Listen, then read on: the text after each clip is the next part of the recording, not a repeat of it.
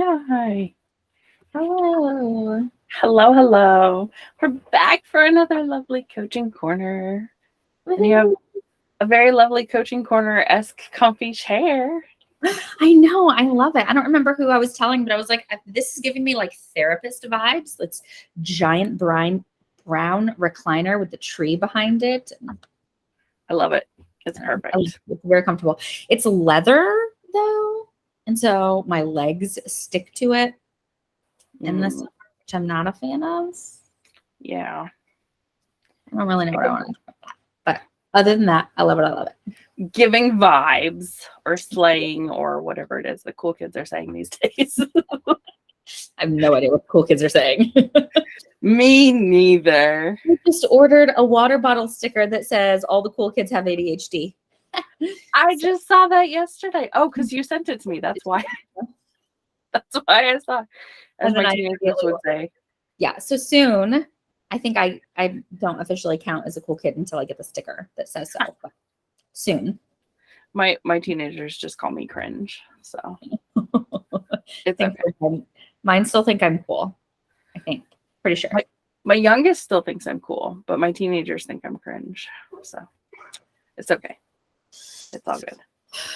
So today we decided on RSD, rejection sensitivity dysphoria. I know Woohoo.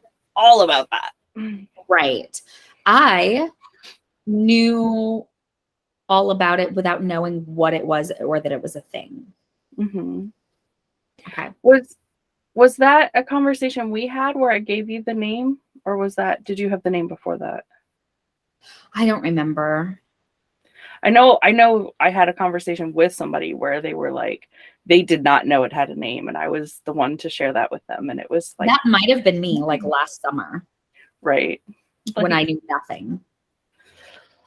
and now you know all of the things. Now I know all the things. I had just discovered I had ADHD and I was like, holy shit, this affects everything.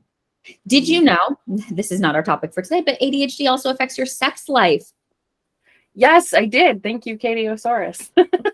Because Uh, yeah, that's legit. yeah. Yeah. Anyway, okay, so today, rejection sensitive dysphoria. Okay, so for those of you who don't know, I'm going to give a quick little rundown about what it is. Okay, so let me find, I've got notes, but in 3 different places, so bear with me. Okay, so most people who have so rejection sensitive dysphoria is not a diagnosis on its own. It is something that goes along with ADHD. So A it is, symptom. yeah.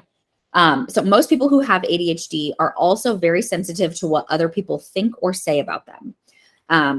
It's not an official medical diagnosis because it's not measurable, because it's all about perception and feelings, right? Okay, so the word dysphoria comes from the Greek word that means hard to bear.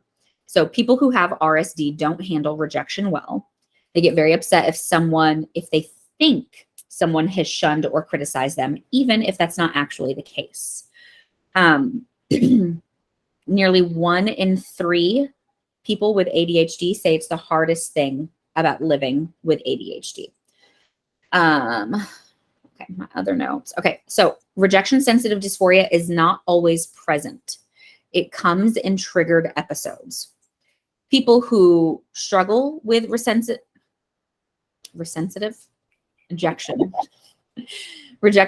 dysphoria are usually ashamed of their overreactions, and they try to hide them so that way they won't be further embarrassed or thought of as mentally or emotionally unstable. And even when RSD is present, it can't be measured. And that's why there's not really a lot of research about it, because it's all about people's perceptions and how they feel. So some characteristics about RSD: short temper, impulsivity, low frustration tolerance, overwhelmed by emotions, overwhelmed by the pain or energy of others. Others with ADHD may be unaware of others' feelings and may seem to be insensitive. Excitability. Okay. And then It's not a new concept.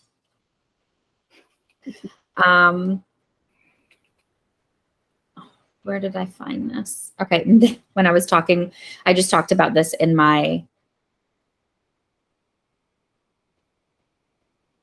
group. Where was it? And we got to the end of our group conversation about it, the ADHD coaching group that I'm running.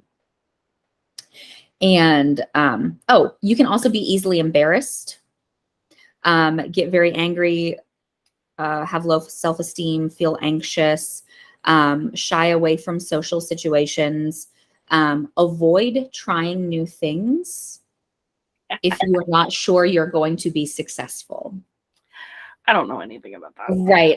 That was the one. So being easily embarrassed and avoiding things that you're not sure you're going to be successful at, that's the part that like really hit home with me. And then it made me remember that I don't like to guess. And so when my partner is like, hey, like I just bought a thing, guess which one? And like, I know that there's obviously 3 choices, like, because it's some conversation we've already talked about, right? And he's like, guess which one I ended up buying. I hate guessing because in my mind, he would never like shame me for it. But in my mind, the reaction I imagine is that I guessed the wrong thing. And in his head, he thinks, no, it's so fucking obvious. I obviously got this one. Like, why wasn't that obvious to you? And even if I would never actually do that, that's what plays out in my head. And so I avoid guessing altogether. And so when I was reading through this with my clients last week and I realized that, and I told him about it, and he was like, I don't even know what to do with this information. And I was like, you know what? I don't either. Just you know that I have the same issue with guessing, but I never would have tied it to RSD. Like, right. Even when my kids are like, guess what? I'm like, I don't play guessing games. Like, I love you, but no.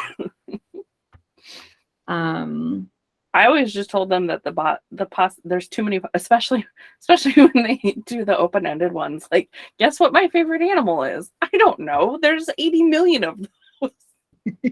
Right. Yeah. Okay. So then this other part. So this is an article that's on Attitude magazine. And the quote from the article says, in my clinical experience, neither coaching nor traditional psychological or behavioral therapies like CBT or DBT offer any prevention or relief from impairments.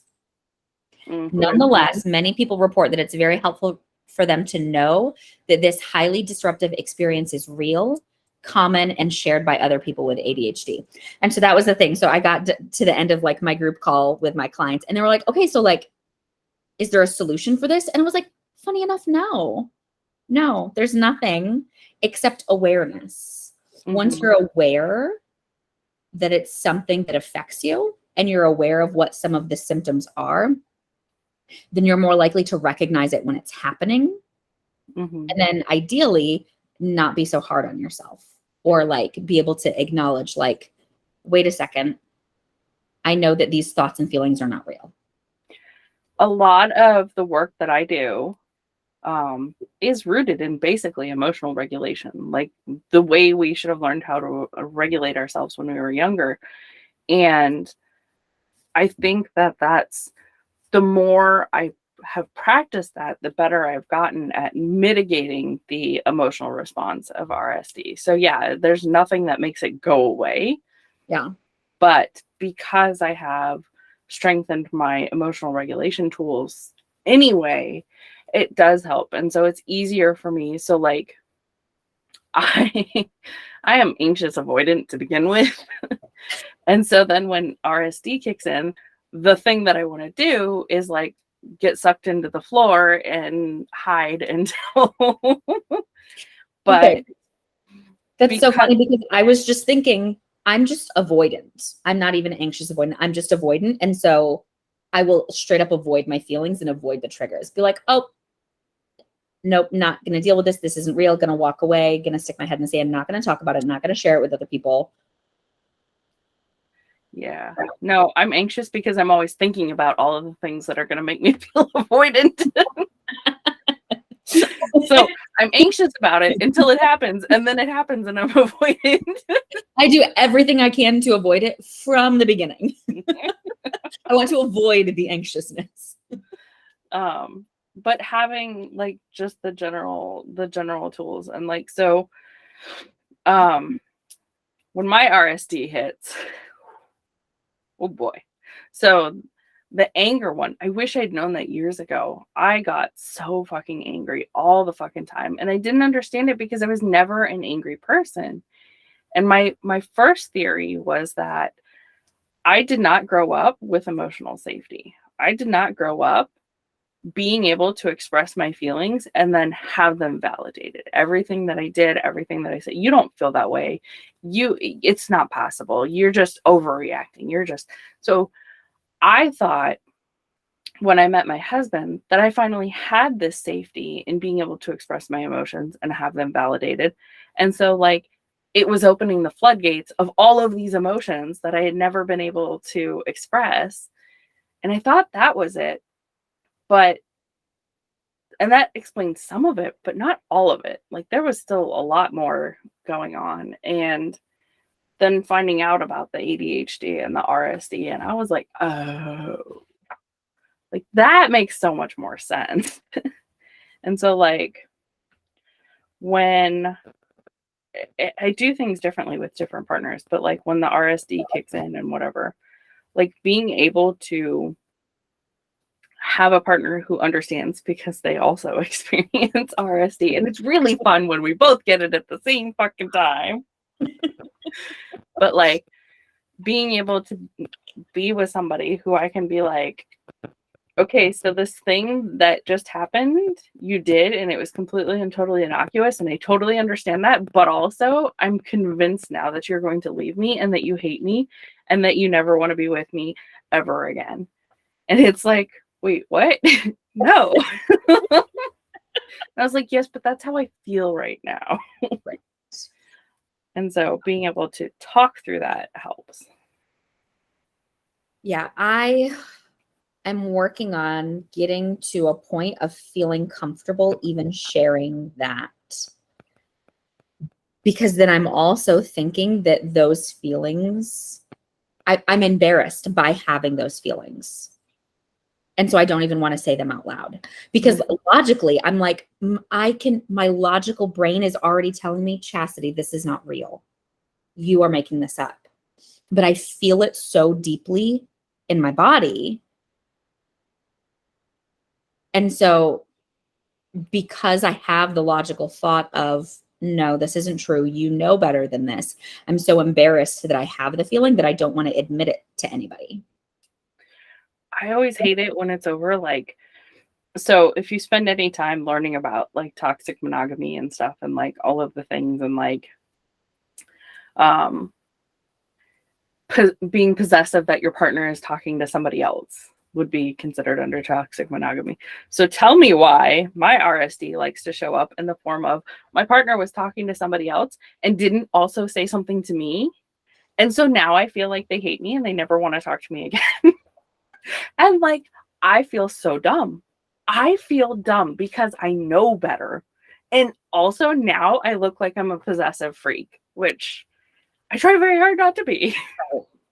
And so it's like, so then I have these feelings and then I feel dumb for having these feelings. And then I feel vulnerable for having these feelings, which makes it worse.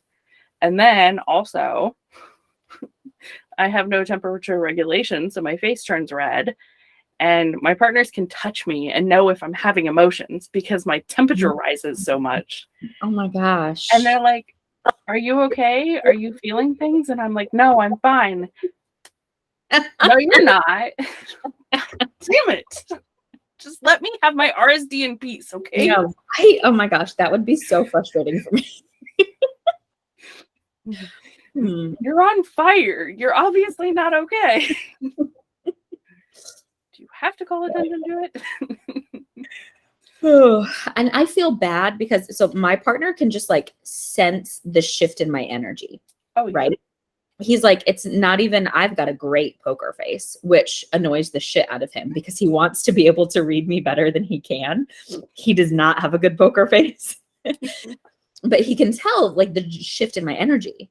And so then he's like, what's going on? Like, are you okay? And I'm like, no, I'm fine. And he's like doubting, like, okay, am I like misreading her? Is something really going on? And I'm so in my head about the things that I'm feeling and the thoughts that I'm having that I don't want to share. And then it gets frustrating for him because he's like, I so badly want you to share all of these things. And then it like gives him feelings when I don't share. Right? So deal with that on the regular. My thing too is like, so I don't have a poker face.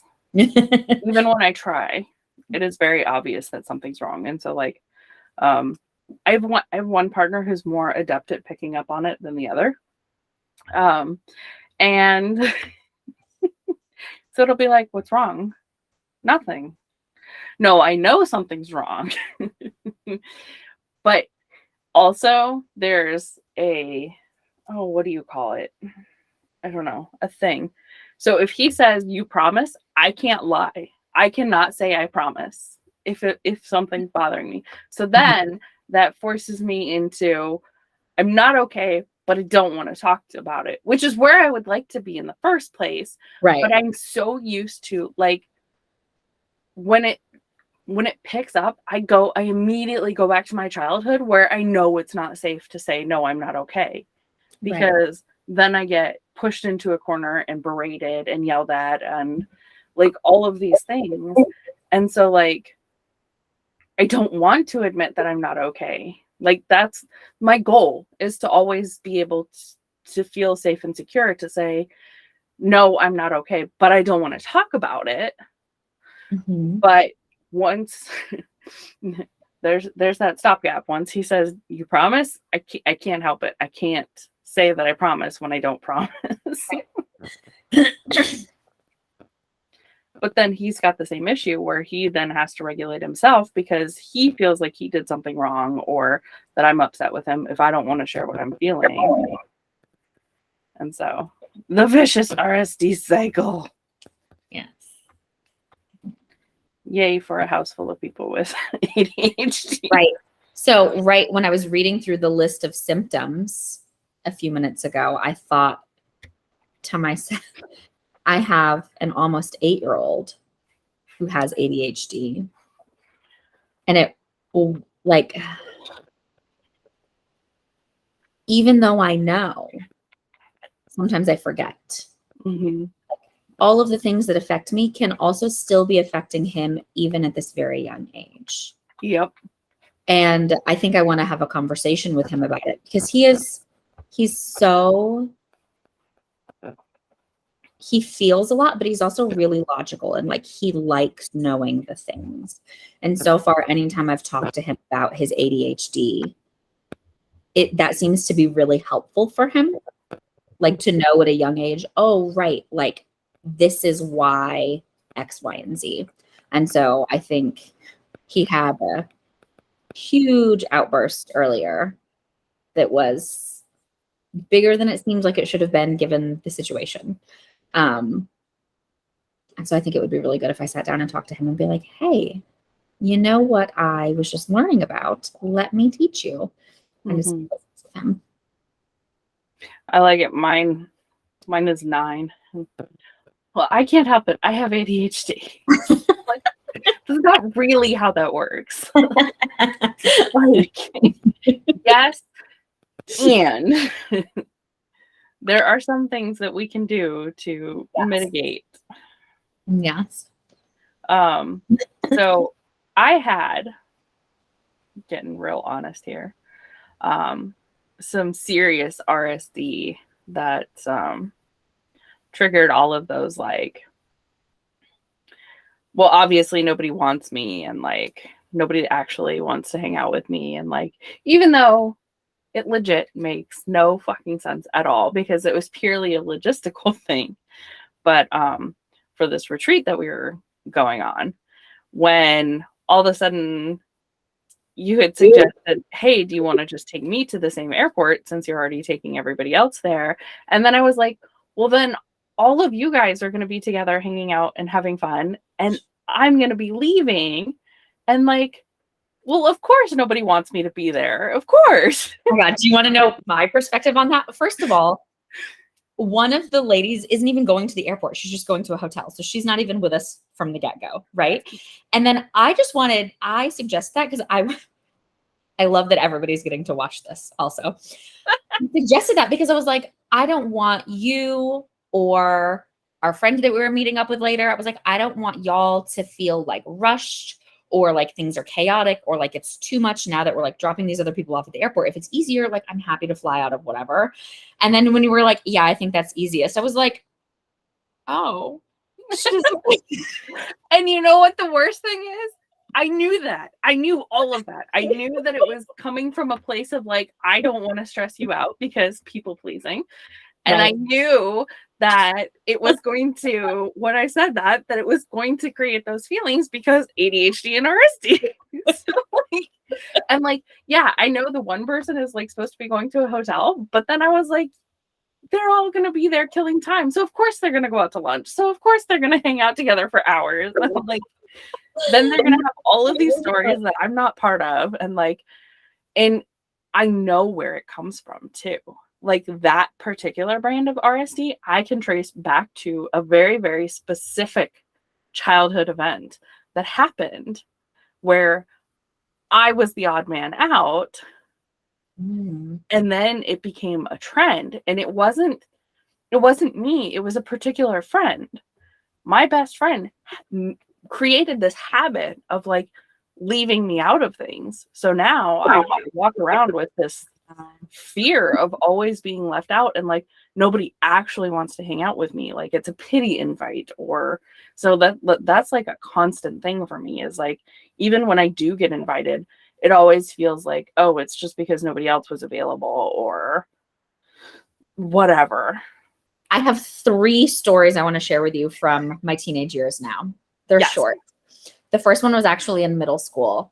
And there was 3 of us that were like super close friends. You know, we used to pass notes in school and everything like that. And I got it in my head that one of them was mad at me because she wasn't talking to me as much. Who knows what it was. But so I asked her like every day for like a week, are you sure you're not mad at me? Are you sure you're not mad at me?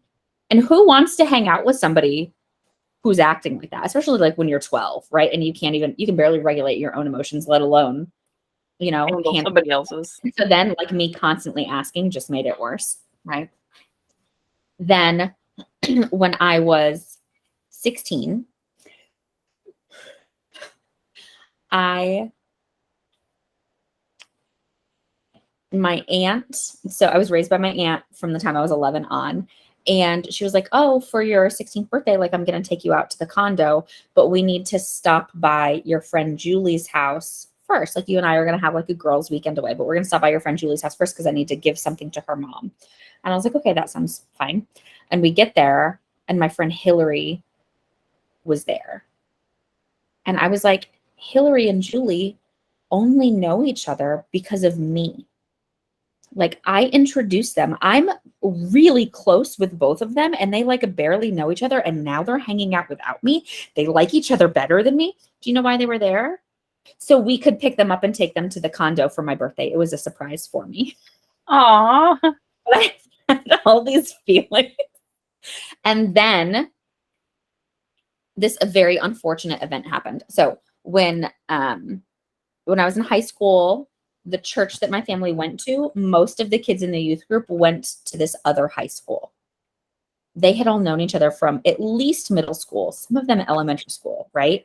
And then I didn't even move to Austin until I was 15, and I went to a different high school.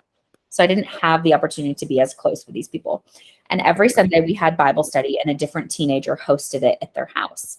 And I was like, I've never hosted before. I'm very nervous, but I want to host. Nobody showed up. Oh, no. Not even the Bible study leaders. And when my parents reached out and they were like, what is happening right now? Chastity signed up. We're here. We have the house ready. We have snacks and drinks and everything. And no one showed up. The Bible study leaders were like, oh my gosh, we're so sorry. Westlake High School is having this special event tonight and we're all there. and nobody thought to tell me. Oh man. Like, it's because they don't like me. It's because I'm not even on the radar, right? All this, whatever. And so those are, It's that one, amazing how formative those events are though. Like, right? And I think about that a lot with my kids. And I was trying to explain this to my partner, right? Because he doesn't have kids. He's like stepping into like the step parent role to an almost 6 and almost 8-year-old. And so I can't even imagine like what that is like.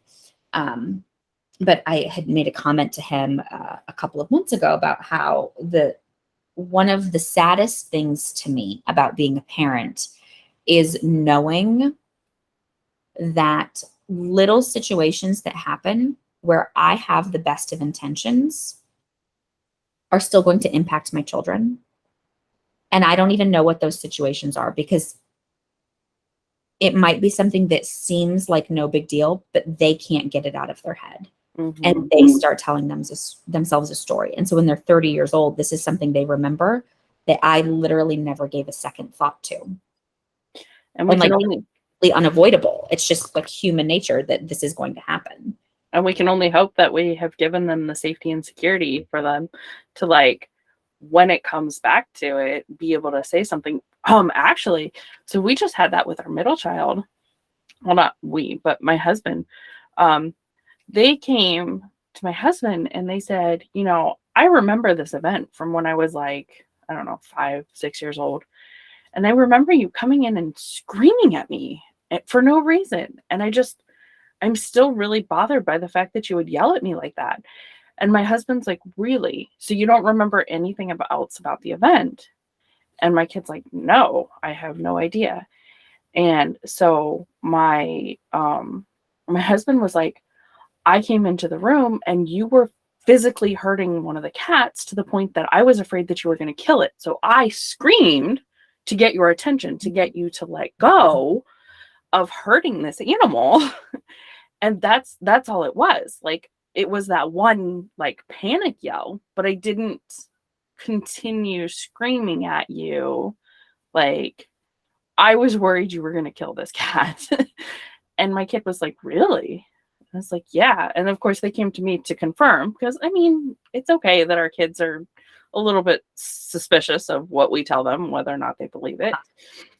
And I was like, yes, that's exactly what happened. You had trapped one of the cats and you were hurting it to the point that it was screaming like it was dying, and it needed to be handled. And like, maybe it wasn't the best way. I wasn't there. I only heard about it after the fact. I was like, but no, Dad has never come in and just yelled at you for no reason. Like, that is not a thing that he does. I promise you. But it's like, and that's one of those things that you're talking about. Like, we have no idea. Like, once the situation was resolved for us, it was, yeah, that's a thing that's happened, but we haven't been carrying it around like that. And so to find out that they have was like, whoa, fuck, what else have we done? I have this photo album that my grandma put together for me when I was a kid. And there's this picture of me. I'm in a high chair. So I'm between 1 and 2. And my mom I'm holding a Kit Kat in my hand. And my mom is leaning in like she wants a bite. And I'm like not giving it to her. I know nothing about this scenario other than this picture. But can I tell you how much guilt I felt looking at that picture as an older child? Like, oh my gosh, my mom just wanted a bite of my Kit Kat. And here I am, this selfish child that didn't want to share her candy bar with her mother. Oh my goodness. Right? Oh, that's terrible to feel that way. Not that it's not terrible that you didn't share your Kit Kat. Like, right. Like, for all I know, like, it was some sort of game. And like, I bet it was a fun, playful moment. Also, as a mom, I don't give a shit if my kids don't share their Kit Kats with me. Certainly does not hurt my feelings, right? And so now I think back on that and like, I'm so sad for me as a child who felt so guilty for not sharing the Kit Kat with my mom. Mm-hmm. Yeah.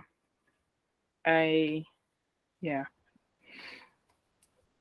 It's amazing what we process and especially, so I know you don't have siblings, but especially when you have siblings and you get older and you start comparing notes on situations and you're like, holy shit, like there's three different sides to this story.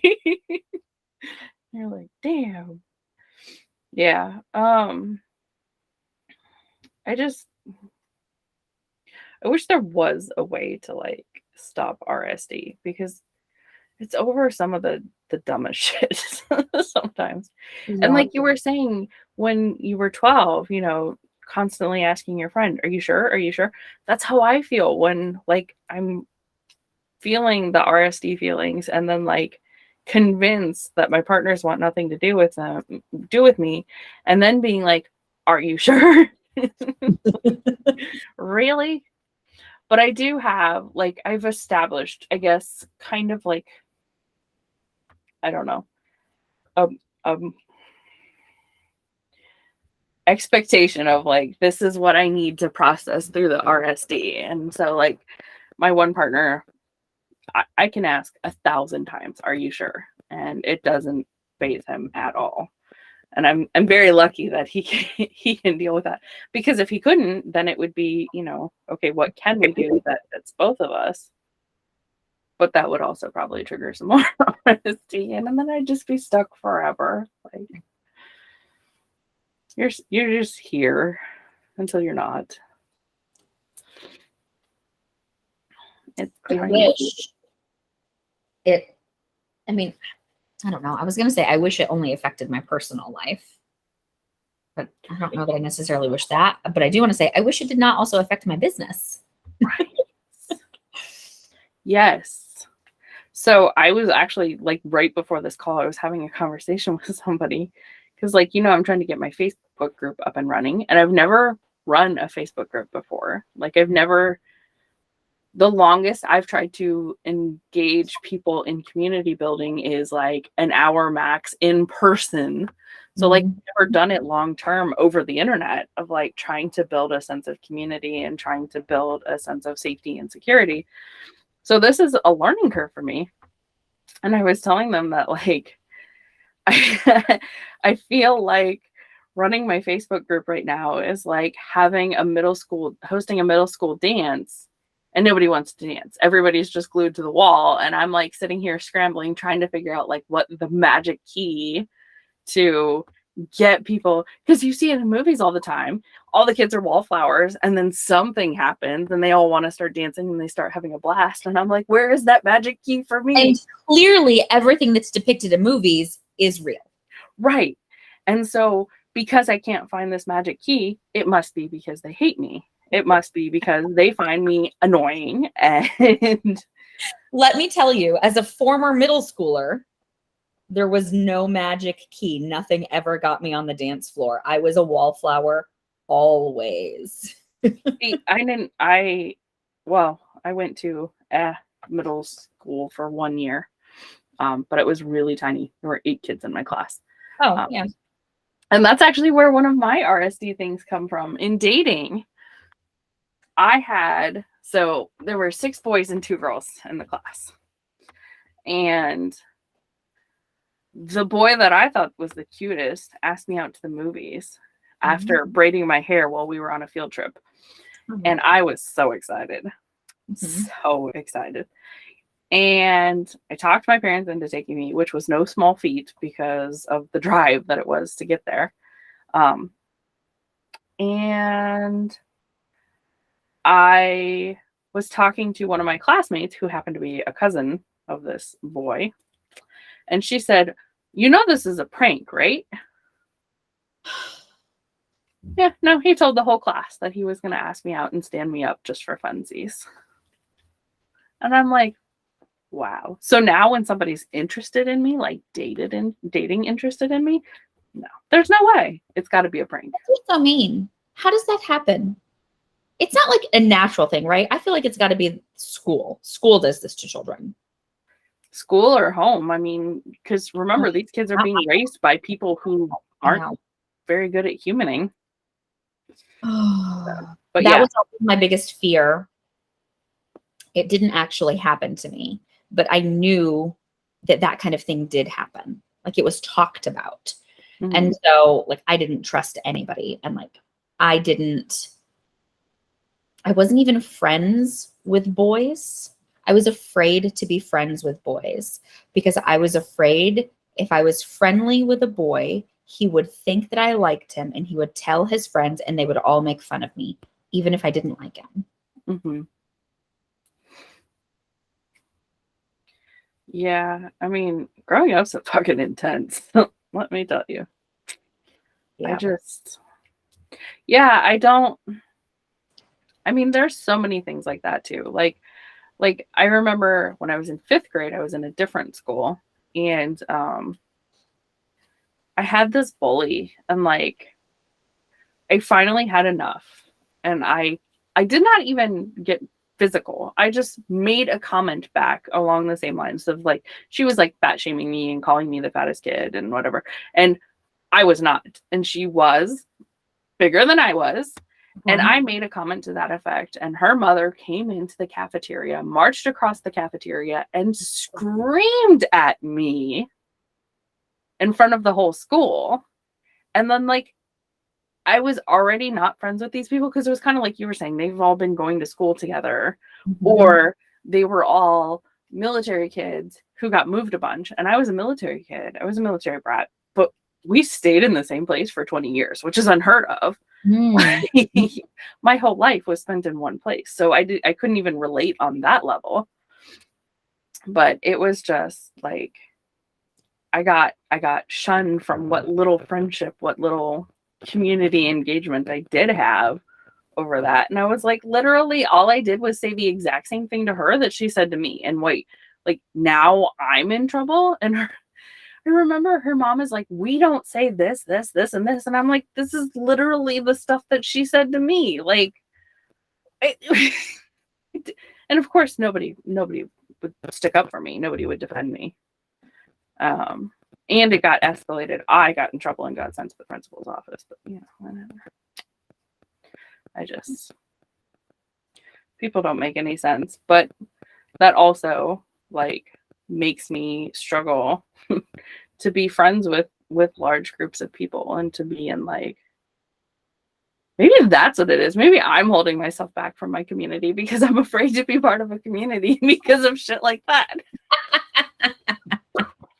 And ladies and gentlemen, this is what coaching is like. You're having conversations and you're like, oh. And let me tell you all of how dumb I feel all the time when I'm dealing with some problem. And it's typically you or my partner will say to me, well, what would you say to a client if they were saying this to you? And then I get like, I hate that question so much because it makes me feel terrible that, oh, I clearly know the answer and I can't even fucking apply the answer to myself. What is wrong with me? And then that's where I go. Well, you should have told me. I'd stop asking you that. Well, I didn't realize it. Until just now when you were talking out loud? A couple times ago when my partner asked me the question. Oh, well, what would you like me to say instead? That is such a good question. Okay, we'll figure it out and I will stop saying that to you. Okay. Or also be great is if like the things that I coach my clients through when I'm dealing with that stuff, it would be so great if I was able to coach myself through it. That's what I want. But that's why we have coaches, because we are not objective enough with ourselves.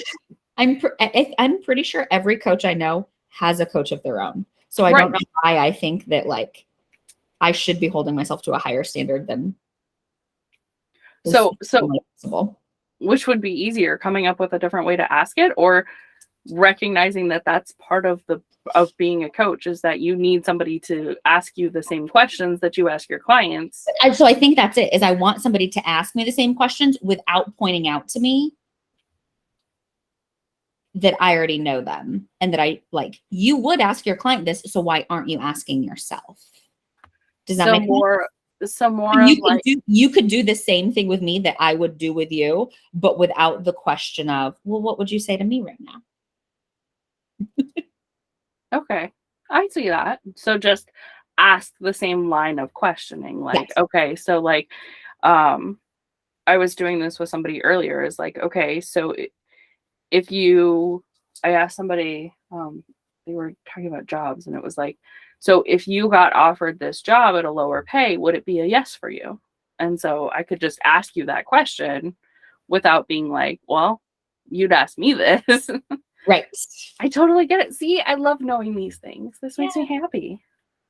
Okay, I feel like we've gone over on our time today. I mean, we're right there. We started Are we? right around 1:30, so Okay, great. it's about perfect. Okay. Well, also, I got to get my kids in the car and shuffle them somewhere. We have to be there in 15 minutes. Oh, okay. Well, I think we live farther than 15 minutes away from the place we're going because of all the fucking construction that I was telling you about earlier. yeah. Okay. Well, you go do that. You have fun, and we will do this again next week. Okay, great. Bye. Bye.